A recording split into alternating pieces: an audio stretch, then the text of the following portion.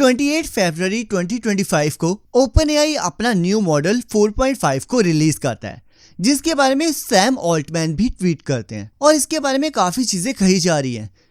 कुछ लोग कह रहे हैं कि ये एक स्कैम है और कुछ लोग कह रहे हैं कि ये एक AGI की तरफ नेक्स्ट स्टेप है। तो गाइस आज मैं इस वीडियो में आपको सारी चीजें इजीली एक्सप्लेन कर दूंगा। तो गाइस 28 फरवरी 2025 को सुबह 1:30 पर OpenAI अपनी YouTube चैनल के ऊपर एक लाइव स्ट्रीम करता है, जिसके अंदर वो अपने न्यू मॉडल 4.5 को इंट्रोड्यूस करता है। जब ये लाइव स्ट्रीम हो रही थी तब मैंने भी इस लाइव स्ट्रीम को देखा था और कैसे ये पूरा मॉडल वर्क करता है वो सारा कुछ उन्होंने उसमें बताया था। तो गाइस इससे पहले कि मैं आपको 4.5 के बारे में बताऊं, पहले उसके ना बेंचमार्क स्कोर्स देख लेते हैं। तो गाइस जैसे कि आप यहाँ पर देख सकते हो, यहाँ पर इन्होंने सिंपल किए हुए एक्यूरेसी और सिंपल किए हुए हेलुसिनेशन रेट बताया हुआ है। इसमें जो सी एक्यूरेसी जितनी ज्यादा होगी उतना बेटर है और हेलुसिनेशन जितना कम हो उतना बेटर होता है। तो आप यहाँ पर क्लियरली देख सकते हैं कि ChatGPT 4.5 ChatGPT की जो से बाकी मॉडल्स हैं उससे ज्यादा एक्यूरेट है। और अगर हेलुसिनेशन की बात की जाए तो ChatGPT 4.5 बाकी मॉडल से कम हेलुसिनेट करता है। और अगर हम इसके ह्यूमन टेस्टर्स की बात की जाए कि जो इसके आंसर्स है वो कितने ह्यूमन लाइक होते हैं, तो आप यहाँ पर देख सकते हो कि इन सभी चीजों के अंदर भी 4.5 ज्यादा बेटर परफॉर्म कर रहा है। और अगर इसे जनरल पर्पस मॉडल और रीजनिंग मॉडल के साथ कंपेयर किया जाए तो आप यहाँ पर देख सकते हो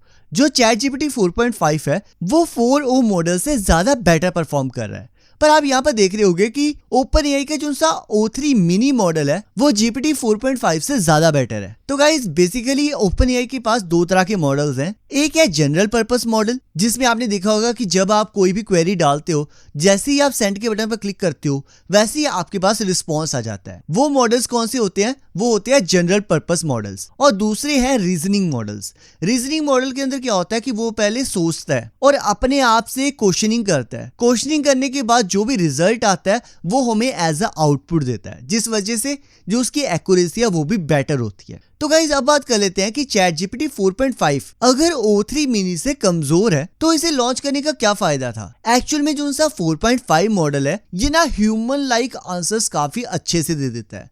मतलब कि जब आप इसके साथ बात कर रहे होगे तो आपको ऐसा लगेगा कि जैसे कि आप एक ह्यूमन के साथ बातचीत कर रहे हो। बाकी अगर एक्यूरेसी की बात की जाए तो O3 मिनी ज्यादा एक्यूरेट है। पर अब क्वेश्चन ये आता है कि क्या ये वर्थ इट है, क्योंकि सैम ऑल्टमैन ने भी बताया कि जो सा ये वाला मॉडल है ये अभी के लिए सिर्फ प्रो यूजर्स के लिए है और बाकी जितने भी यूजर्स हैं उन्हें इन फ्यूचर इसका रोल आउट मिलेगा। और अगर प्रो प्लान की प्राइस की बात की जाए तो वो है $200 पर मंथ। और अगर आप ये सोच रहे हो ना कि नेक्स्ट वीक तो ये प्लस प्लान वाले लोगों के पास भी तो आ ही जाएगा, तो मैं आपको एक चीज दिखाना चाहता हूँ। जो GPT 4.5 की कॉस्ट है वो GPT 4o से 15 टाइम्स ज्यादा है।